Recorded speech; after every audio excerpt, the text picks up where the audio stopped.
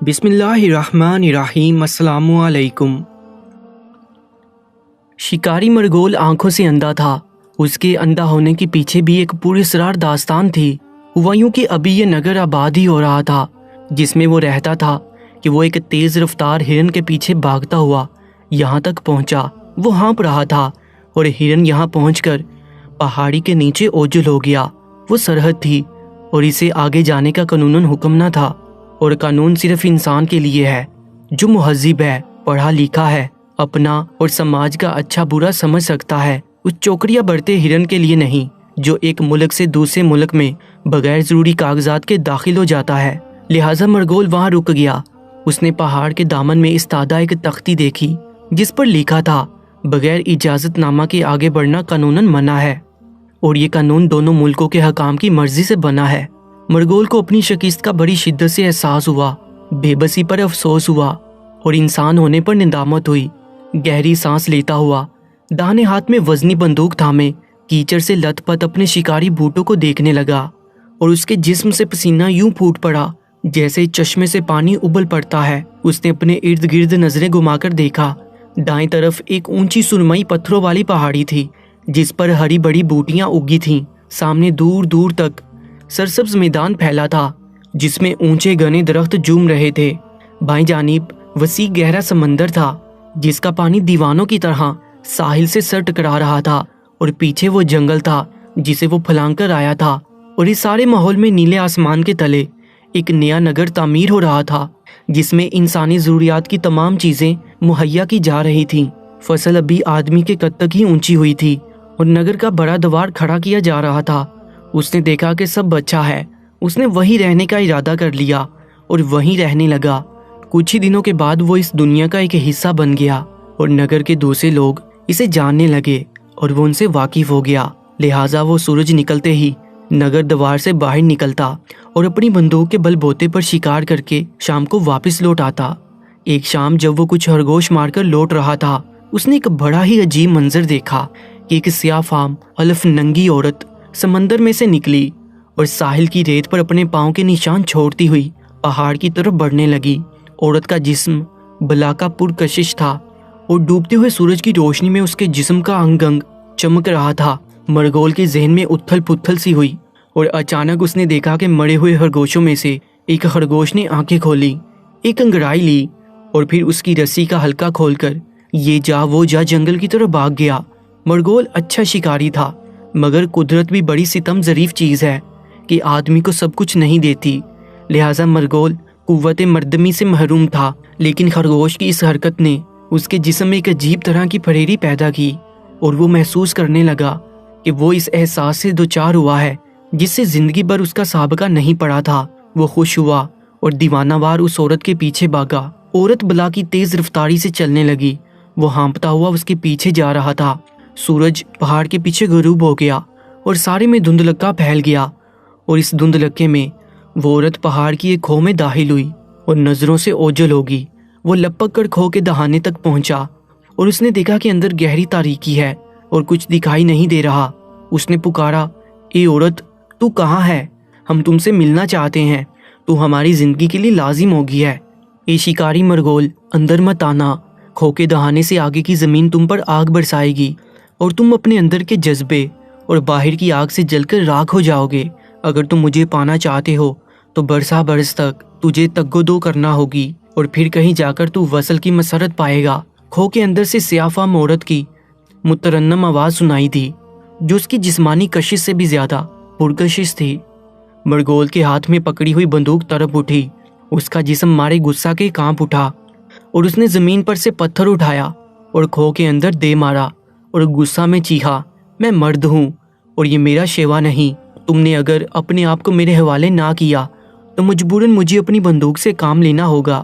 اندر سے ایک کڑاخ سنائی دی اور پھر ایک غضبناک آواز، تم نے مجھ کو پتھر سے مارا، اب تم پر لازم ہے کہ ہر روز اسی وقت مجھ پر آ کر پتھر کی ضرب لگاؤ، اور اگر تم نے اپنے معمول میں ناغہ کیا تو میرا قہر تم پر نازل ہوگا اور تو زندہ نہ بچے گا۔ اس کے بعد آسمان سے بجلی چمکی اور بادل گرجے اور سب طرف تاریکی پھیل گئی، اور مرغول خوفزدہ ہو گیا۔ اس کے ہاتھ میں پکڑی ہوئی بندوق اور کندھے سے لٹکتے ہوئے مردہ خرگوش بارش میں بھیگ گئے اور وہ ٹھٹرتا ہوا وہاں سے چلا گیا اور اپنے گھر پہنچ کر دم لیا۔ اگلی صبح مرغول پورا مرد تھا اور اس کے بعد اس نے یکے بعد دیگرے کئی عورتوں سے اپنے تعلقات قائم کیے اور زندگی کی بے پناہ مسرت سے ہمکنار ہوا۔ وہ بہت خوش تھا کہ اب وہ جانور کی آہٹ اور پرندے کی آواز پر گولی مار کر اسے ڈیر کر سکتا تھا۔ شام کو جب وہ جنگل سے شکار کر کے واپس لوٹتا تو معمول کے مطابق بلا ناگا کھو کے دہانے پر کھڑا ہو کر زمین پر سے ایک پتھر اٹھاتا اور پھر اسے کھو کے اندر دے مارتا۔ تب اندھیرے میں سے عورت کے دبے دبے کہے کی آواز سنائی دیتی اور وہ خوف زدہ سا اپنے گھر کی طرف بڑھ جاتا۔ شہر تب تک پوری طرح آباد ہو چکا تھا۔ یہ معمول کئی برسوں تک چلتا رہا کہ ایک دن سورج نہ نکلا، سب طرف قہر چھایا ہوا تھا۔ اتنی گہری دھند تھی کہ ہاتھ کو ہاتھ سجائی نہ دیتا تھا۔ مرغول کے بستر پر شہر کی خوبصورت ترین عورت شب باشی کے لیے موجود تھی، جو بھی بیدار نہ ہوئی تھی کہ اس کا جسم گہرے سکھ میں ڈوبا ہوا تھا۔ مرغول نے اس کے خوبصورت سی ڈول چکنے جسم پر اپنے ہاتھ پھیرائے۔ وہ کسمسا کر ذرا سا مسکرائی اور بدستور سوتی رہی۔ مرغول نے سوچا آج وہ شکار پر نہیں جائے گا کہ جانور اور پرندے سب اپنی اپنی رہائش گاہوں میں دب کے پڑے ہوں گے۔ اس نے عورت کے گرم گرم جسم سے اپنے آپ کو لپیٹ لیا اور سر اس کی چھاتیوں میں دے کر پھر سے سو گیا اور بے خبر ہو گیا۔ شام ہونے سے پہلے پہلے بارش بھی شروع ہوگی۔ اگلے دن جب مرغول شکار کو جانے لگا تو اس نے اس کھو کی طرف آنکھ اٹھا کر دیکھا۔ الف ننگی سیاہ فام عورت دہانے پر کھڑی تھی۔ اس کا چہرہ غضبناک تھا۔ وہ ٹکٹکی باندھے مرغول کی طرف دیکھ رہی تھی۔ مرغول غیر ارادی طور پر جیسے کسی جادو نے اسے جکڑ کر رکھا ہو آہستہ آہستہ کھو کی طرف بڑھنے لگا اور پھر عورت کے بالکل مقابل کھڑا تھا۔ اس میں بولنے تک کی طاقت نہ تھی۔ تم نے کل اپنے معمول کو توڑ دیا شکاری مرغول۔ تم نے کل جو پتھر مجھ پر نہ مارا اس پتھر کا کیا ہوا؟ اور میرے جسم کا وہ حصہ جس پر کل چوٹ نہ پڑی اس کا کیا ہوگا؟ میں نے تمہارے جسم کو جو طاقت دی وہ قدرت نے تمہیں عطا نہیں کی تھی۔ شرط تھی کہ تم بلا ناگا مجھ پر پتھر برساؤ گے۔ تم نے وعدہ خلافی کی، لہٰذا سزا کے لیے تیار ہو جاؤ۔ یہ لمحے جو تم گزار رہے ہو، یہ سانسیں جو تم لے رہے ہو، تمہاری زندگی کی آخری سانسیں ہیں۔ عورت نے اسے قہر آلود نظروں سے دیکھتے ہوئے کہا اور مرغول نے دیکھا کھو میں سے نکل کر ایک سیاہ ناگ عورت کے اشارے کا منتظر ہے۔ موت مرغول کی آنکھوں کے سامنے ناچنے لگی۔ رحم میں عورت کہ کل گہری دھند تھی اور اس وقت شدید بارش جب مجھے یہاں تمہاری پرستش کے لیے آنا تھا۔ میں آج 2 پتھر تم کو مار دوں گا۔ مرغول گر گرایا۔ پتھر تو 2 چھوڑ 4 بھی مارے جا سکتے ہیں، لیکن وہ لمحہ جو اس پتھر کے مقدر کے ساتھ وابستہ تھا واپس نہیں آ سکتا۔ بہرحال سزا تو تمہیں بھگتنا پڑے گی، عورت نے جواب دیا اور کالا ناگ آہستہ آہستہ مرغول کی طرف بڑھنے لگا۔ نہیں، مرغول چیخا، میں زندہ رہنا چاہتا ہوں تو پھر زندگی کے برابر عزیز چیز تمہیں دینا ہوگی۔ عورت نے کہا وہ کیا ہو سکتی ہے؟ سانپ بالکل قریب پہنچ گیا تھا اور پلٹ کر عورت کی طرف دیکھنے لگا۔ قوت مردمی یا بینائی؟ عورت بڑی مدم اور ملائم آواز میں بولی۔ مرغول نے ایک لمحہ کچھ سوچا اور کہا بینائی۔ عورت نے اپنے دائیں ہاتھ کی پہلی انگلی آسمان کی طرف اٹھا دی۔ کالا ناگ اچھلا اور دوسرے ہی لمحے اس کے ہونٹ مرغول کی کن پٹی سے چپک چکے تھے۔ ایک شدید درد کا احساس ہوا اور پھر اس کے بعد جیسے اس کے ہون میں انگارے بھر دیے گئے ہوں، اور پھر ایک دم سب طرف تاریکی پھیل گئی۔ کچھ دکھائی نہیں دے رہا تھا، نہ عورت، نہ سانپ، نہ پہاڑ، نہ سمندر اور نہ جنگل۔ مرغول سسک کر رو رہا تھا۔ شکاری مرغول آنکھوں سے اندھا تھا، مگر وہ جانوروں کی آہٹ اور پرندے کی آواز کی سیدھ میں گولی مارتا تھا اور اس کا نشانہ کبھی خطا نہ ہوتا تھا، اور وہ قوت مردمی سے مالا مال بھی تھا۔ ایک شام وہ شکار سے لوٹ رہا تھا کہ مقررہ وقت پر کھو کے دہانے پر پہنچ کر رکا۔ حسب معمول اس نے زمین پر سے ایک پتھر اٹھایا اور اندازے سے کھو میں دے مارا۔ خلاف معمول اندر سے کوئی آواز نہ آئی، نہ ہلکے ہلکے کہے کی اور نہ ہی کراہ کی۔ وہ بہت حیران ہوا، اتنے برسوں میں آج پہلی بار کھو میں سناٹا تھا۔ وہ بے اختیار پکار اٹھا، اے عورت، تو کہاں ہے؟ میں نے اپنا معمول پورا کیا، لیکن تمہاری طرف سے کوئی جواب نہ ملا۔ کیا اجازت ہے کہ میں اپنا شکار لے کر اپنے گھر چلا جاؤں؟ لیکن پھر بھی کوئی جواب نہ ملا۔ وہ پہاڑی کی طرف سے سمندر کی طرف مڑا اور نگر دوار کی طرف بڑھنے لگا۔ اس کے شکاری بوٹوں کے نیچے ساحل کی ریت دب دب جاتی تھی۔ وہ حیرانی اور خوف ملے جذبات میں ڈوبا ہوا آہستہ آہستہ قدم بڑھا رہا تھا۔ اندازے کے مطابق صحیح سمت میں جا رہا تھا کہ اچانک کسی چیز سے ٹکرا گیا۔ بڑی مشکل سے اپنا توازن قائم رکھ سکا اور پھر ذرا ہٹ کر آگے بڑھنے کی کوشش کی، لیکن اس بار گر ہی گیا۔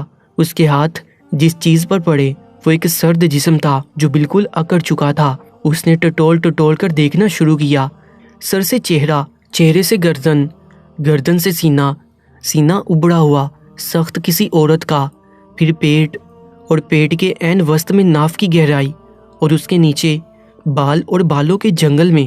وہ ڈر سا گیا، لیکن اس نے اپنے ہاتھ سیڈول رانوں پر پھسلاتے ہوئے نازک پاؤں کی اکڑی ہوئی انگلیاں پکڑ لیں۔ کون ہے یہ؟ اس نے پھس پسار کر اپنے آپ سے پوچھا۔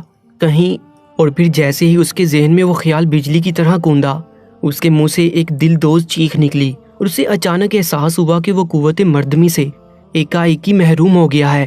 وہ گگیا کر اٹھا اور اپنا شکار وہیں چھوڑ کر نگر کی طرف بھاگا۔ آج اس کی بندوق اسے بہت وزنی لگ رہی تھی۔ نگر کی سرائے کے قریب سے گزرتے ہوئے اسے گھوڑوں کی ٹاپوں کی آواز سنائی دی۔ اس کا دل اس سے زیادہ تیزی سے دھڑک رہا تھا۔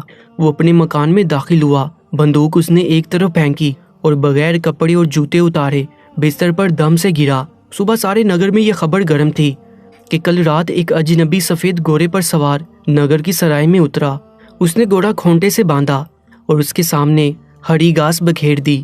گھوڑا اسے دیکھ کر گردن ہلاتا ہوا ہنہنایا اور اجنبی سرائے میں داخل ہوا۔ اس نے اپنے جھولے میں سے گھر کی کشید کردہ شراب کی بوتل نکالی، سرائے کے تام خانے سے بھونا ہوا گوشت لیا، اپنے کمرے میں پلنگ پر لیٹ کر گرم گرم بھنے ہوئے گوشت کے ساتھ شراب پی اور تھکان سے چور اونگنے لگا، پھر سو گیا۔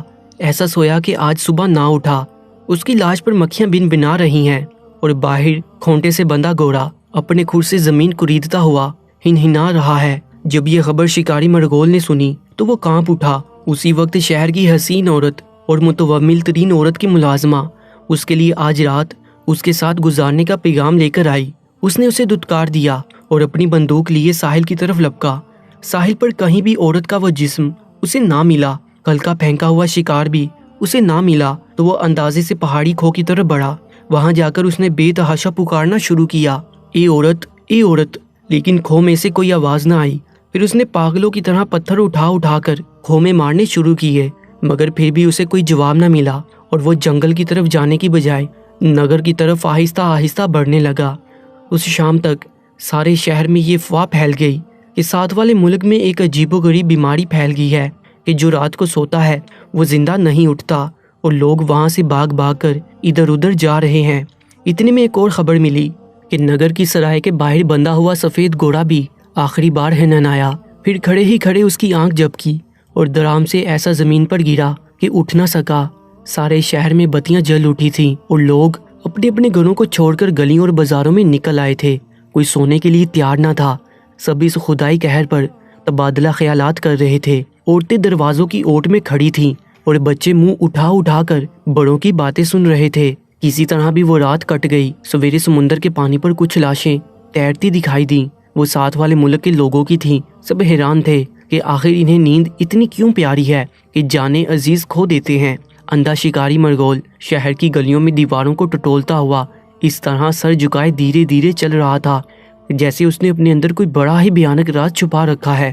وہ اندھا قوت مردمی اور بینائی سے محروم آدمی آخر کس کام کا تھا؟ مگر وہ سونا نہیں چاہتا تھا، وہ مرنا نہیں چاہتا تھا۔ اس نے اپنی بندوق بے دلی سے کندھے پر رکھی تھی۔ رات بھر سارا شہر بیدار رہا۔ وہ پہلی رات تھی، ایسا لگا کوئی میلہ سا لگا ہے۔ کئی جگہوں پر الاؤ جلا دیے گئے، ان کے گرد لوگ بیٹھے کھڑے باتیں کرتے، رات کے گزر جانے کے منتظر رہے۔ بچے اگر اونگنے لگتے تو انہیں جھنجھوڑ دیا جاتا، اے بچے سونا نہیں میرے بچے۔ کبھی ماں اور کبھی باپ کی آواز سنائی دیتی۔ نوجوان تو بس بیدار رہ کر خواب دیکھنے میں مشغول تھے۔ اسی طرح کئی دن بیت گئے۔ اب نیند نے لوگوں کو بری طرح سے پریشان کرنا شروع کر دیا تھا۔ اتنا بھی ہوش لوگوں کو نہ رہا تھا کہ رات کو بتیاں جلانی ہے تو دن میں بجھا دیں۔ سارا کاروبار ٹھپ ہو گیا تھا۔ باہر والے شہر میں آتے ہوئے ڈرتے تھے اور شہر والے وہیں ایک دوسرے کے چہرے دیکھتے دیکھتے ایک دوسرے سے بیزار ہو گئے تھے۔ انہیں کسی سے کوئی دلچسپی نہ رہ گئی تھی سوائے بیدار رہنے کے اور اپنی جان بچانے کے۔ پھر ایک بچوں نے گردنیں لڑکانی شروع کی۔ اب انہیں تھپڑ مار کر بیدار رکھنے کی کوشش کی جا رہی تھی۔ عورتوں نے اپنے بال رسیوں سے باندھ کر مکان کے چھتوں کی کڑیوں سے باندھ دیے تھے کہ جب نیند کا جھٹکا لگے درد سے وہ بیدار ہو جائیں۔ مرد اپنی انگلیوں کو دانتوں تلے دباتے رہتے اور اس طرح وہ اس موت سے اپنے آپ کو محفوظ کیے ہوتے تھے جو چپ چاپ سوتے میں آ کر انسان کو دبوچ لیتی ہے۔ مگر اب بیداری بھی ایک مصیبت بننے لگی تھی۔ لگاتار بیداری بھی موت کا باعث بننے لگی۔ میدانوں میں بھاگتے ہوئے آدمیوں کی آنکھیں مسلسل بیداری کی وجہ سے سرخ ہونے لگیں۔ عورتیں اپنے بالوں کی جھٹکوں کا درد اب محسوس نہ کر پاتی اور بچوں پر تھپڑوں کی بارش بے اثر ہو گئی۔ لوگ کھڑے کھڑے گرتے اور پھر مر جاتے۔ مسئلہ اب نیند کی اندیکھی موت کا نہیں تھا، بڑا مسئلہ تھا بیداری کی موت۔ شہر کے سیانے جن میں ابھی دم تھا اکٹھے ہوئے اور انہوں نے ان کے بارے میں سوچ و بچار کرنا شروع کیا جو عالم بیداری میں مرنے لگے تھے۔ ان کی قوت برداشت اب ساتھ نہ دے رہی تھی اور وہ اپنی پوری آنکھیں کھولے جو کہ مسلسل بیداری کی وجہ سے سرخ ہو چکی تھی، کھڑے کھڑے مر جاتے۔ یہ بات تو سب سمجھ ہی چکے تھے کہ موت کا کوئی علاج نہیں، وہ نیند میں بھی آ سکتی ہے اور بیداری کی حالت میں بھی۔ لہٰذا سیانوں نے یہ قرار دیا کہ جو عالم بیداری میں مر جائے اسے شہید کا درجہ دیا جائے اور جو نیند کے گلبا سے سر جھکا دے اسے کائر کی موت سمجھا جائے۔ اور اب کون تھا جو کائر کی موت مرنا پسند کرتا؟ اندھے شکاری مرغول نے اپنی آخری کوشش کی اور کھو کے دہانے پر جا کر ایک پتھر زمین سے اٹھایا اور اندر دے مارا، مگر اندر سے کوئی رد عمل محسوس نہ ہوا۔ وہ مارے نیند کے بے حال ہوا جا رہا تھا۔ کئی روز سے اس نے شکار کی شکل تک نہ دیکھی تھی۔ اس کی بندوق کی نال زمین سے گھسٹ رہی تھی اور وہ جنگل کی طرف روانہ ہوا، ایک ایک قدم بڑی مشکل سے اٹھاتا ہوا۔ اس کا سر لٹک کر سینے پر آ گرا کہ اسے محسوس ہوا کہ اب اور نہیں۔ وہ خوفزدہ ہو کر اٹھا، نہیں، وہ چیخا، میں نے زندہ رہنے کے لیے اپنی بینائی تک قربان کر دی اور نامردی کی زندگی قبول کی، میں مرنا نہیں چاہتا۔ اس نے اپنی بندوق اوپر اٹھائی جس میں اسے خاصی دقت محسوس ہوئی تھی اور پھر ایک خیال اس کے ذہن میں آیا۔ اس نے بندوق کی نال اپنے ٹخنے پر رکھی اور لبلبی دبا دی۔ بندوق کی دل دہلا دینے والی آواز فضا میں گونجی۔ درختوں پر سے کچھ پرندے چیختے ہوئے اڑے اور جنگل میں چھپا ہوا وہ خرگوش جو مرنے کے بعد مرغول کے کندھے پر سے اچھل کر جنگل کی طرف بھاگ گیا تھا، اپنے کان کھڑے کر کے ایک جاڑی سے دوسری جاڑی کی طرف بھاگا۔ مرغول مارے شدید درد کی چیخ اٹھا۔ اس نے ٹٹول کر اپنے ٹخنے کو محسوس کیا۔ اس کی انگلیاں کسی سیال سے لتھڑ گئیں، وہ خون تھا، مگر اب نیند نام کی کوئی چیز اس کے وجود میں موجود نہ تھی۔ اسے یہ معلوم ہوا کہ بیدار رہنے کے لیے ایک زخم کی سخت ضرورت ہے۔ وہ یہ اطلاع دینے کے لیے شہر کی طرف لپکا۔ اندھا شکاری مرغول لنگڑاتا ہوا شہر کے نگر دوار میں داخل ہوا۔ اس سارے چکر میں اسے کافی دن لگ گئے تھے۔ شہر میں لوگ دردر مر رہے تھے۔ اسے یہ بھی معلوم نہ ہوا کہ یہ دن ہے یا رات۔ سب طرف سناٹا تھا۔ اس کے ٹخنے میں شدید درد تھا اور وہ کچھ دیکھ نہیں سکتا تھا۔ جا بجا اس کے پاؤں لوگوں کی لاشوں سے ٹکرا جاتے۔ وہ گرتا پڑتا شہر کے وسط میں پہنچا، ٹٹول کر چبوترے پر چڑھا اور اپنی پوری قوت جمع کر کے اپنی بندوق کندھے پر رکھ کر بالکل فوجیوں کی طرح کھڑا ہو گیا۔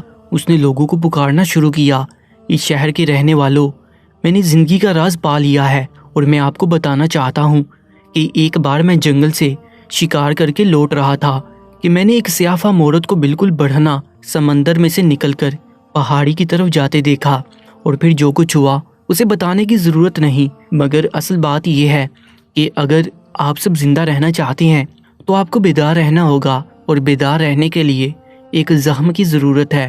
اور زخم، وہ اچانک خاموش ہو گیا۔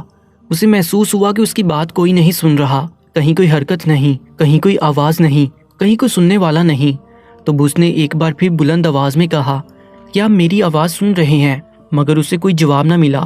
وہ اپنی اندھی آنکھوں سے فضا میں گھورتا رہا، حتیٰ کہ اس کی آنکھیں پانی سے بھر گئیں اور آنکھوں کا پانی اس کے رخساروں تک بہنے لگا۔ شکاری مرغول اندھا تھا، وہ یہ دیکھ تو نہ سکا کہ اب شہر میں اس کی آواز سننے والا کوئی نہیں بچا، لیکن اس نے یہ بات محسوس کر لی تھی۔ شہر بالکل ویران پڑا تھا، مکانوں کی چھتوں پر دھوپ پھیلی ہوئی تھی اور فضا میں گدھ اور چیلیں اپنے پر پھیلائے خاموشی سے اڑ رہی تھی۔ وہ دھیرے دھیرے چبوترے سے اترا اور لنگڑاتا ہوا شہر کے دروازے سے باہر نکل گیا۔ اس کی ناک نے پہلی بار سڑی ہوئی لاشوں کا تعفن محسوس کیا اور وہ ڈر کر تیزی سے قدم بڑھانے لگا۔ سمندر کے ساحل کی نرم ریت اس کے پاؤں کے نیچے دب دب جاتی تھی کہ اچانک وہ کسی چیز سے ٹکرا گیا۔ وہ ایک خرگوش کا مردہ جسم تھا۔ اس نے اسے اپنے ہاتھوں میں اٹھا لیا، نرم نرم بالوں سے بڑا ہوا سرد جسم۔ وہ اسے اپنی گود میں لے کر وہیں بیٹھ گیا اور سمندر کی طرف منہ کر کے وسعت کو محسوس کرنے کی کوشش کرنے لگا۔ اس کی بندوق اس کے قریب پڑی تھی اسے اپنا وجود بیکار محسوس ہونے لگا۔ اپنی بندوق سمیت اور ٹخنے کے زخم سمیت وہ انتظار کرنے لگا سمندر کی اس لہر کا جو تیزی سے اچھل کر آئے گی اور اسے اپنی باہوں میں بڑھ کر سمندر کی گہرائی میں لے جائے گی۔ اچانک اسے پہاڑی کی کھو میں سے کسی عورت کی چیخ سنائی دی۔ وہ ادھر پلٹا مگر اب اس میں بالکل سکت باقی نہ تھی کہ وہ کھو کے دہانے پر جا کر پتھر اٹھاتا اور اندر دے مارتا۔ پیارے دوستو، اگر آپ ایسی ہی کہانیاں سننے کے شوقین ہیں تو کامنٹ سیکشن میں اپنی قیمتی رائے کا اظہار ضرور کر دیجیے گا۔ انشاءاللہ ملتے ہیں ایک اور کہانی کے ساتھ۔ مجھے دیجیے اجازت۔ اللہ نگہبان۔